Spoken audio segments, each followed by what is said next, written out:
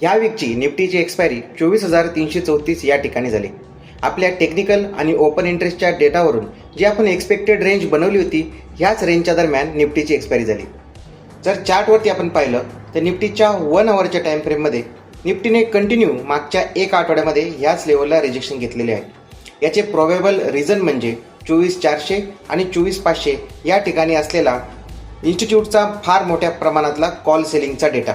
त्यामुळे इन्स्टिट्यूटने या आठवड्यासाठी एक्सपायरी ही ह्याच रेंजच्या खाली केली. परंतु डेली टाईम फ्रेममध्ये जर आपण पाहिलं तर प्रोबेबली ही लेवल अपसाईडला पुढच्या आठवड्यामध्ये ब्रेक होण्याचे चान्सेस आहेत.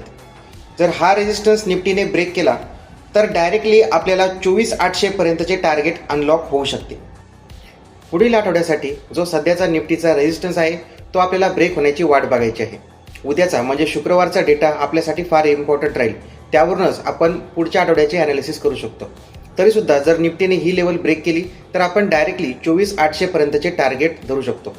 त्यासाठी आपण नेकेड कॉल बाईंग त्यासोबतच डेबिट स्प्रेडसुद्धा बनवू शकतो.